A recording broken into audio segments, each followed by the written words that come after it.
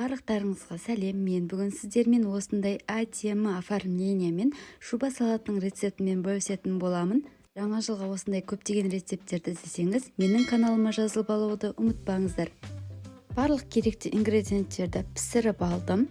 Осындай 30-30 формаға селедкамызды осылай төрт бұрыштап майдалап турап, салып, бірдей қылып тегістеп аламыз. Балықтың үстіне майонез салушы болмаңыздар, салатымыз тез бұзылатын болады. Үстінен осылай картопты да теркадан өткізіп алып, одан кейін ғана осылай майонезді бірдей қылып жағып шығамыз. Картошканың үстінен барынша көбірек майонез жасаңыздар, картошка тез сорып алады. Мінекей, енді үстінен сәбізді шығарамыз.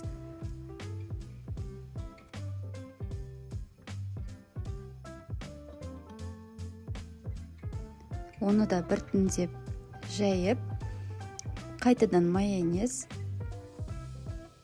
үстінен жұмыртқамызды салдық, тағы да майонез. Ең соңында қызылшамызды теркадан өткіземіз. Бүкіл жеріне бірдей қылып жағамыз. Енді осы салатымыздың үстіне оформление жасаймыз.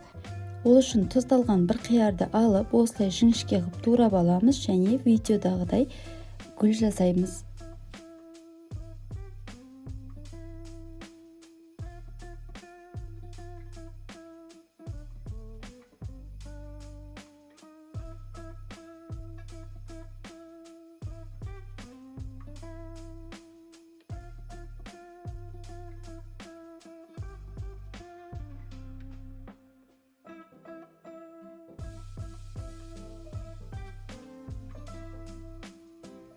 Ал енді сәбізден де тура осылай жіңішке қылып турап алып, үстінен қайнаған суды құйып, біраз 5-10 минутқа малып қоятын боламыз. Сол кезде жұмсарып, гүл жасауымыз оңай болады.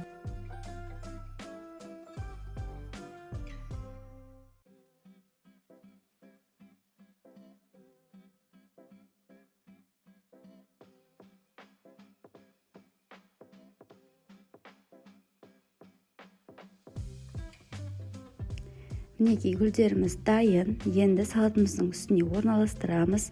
Осылай 9 бөлікке бөліп, әрқайсының үстіне осылай жайғастырып шықтым.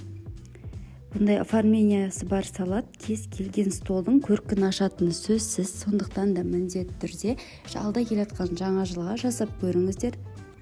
Осындай формаға салып істейтін болсаңыздар, қалағандай кесіп салатты қоя бересіздер үстелге. Видеоны соңына дейін тамашалағандарыңыз үшін рахмет. Видео сіздерге ұнаған болса, міндетті түрде лайк басып, комментарий жазуды ұмытпаңыздар.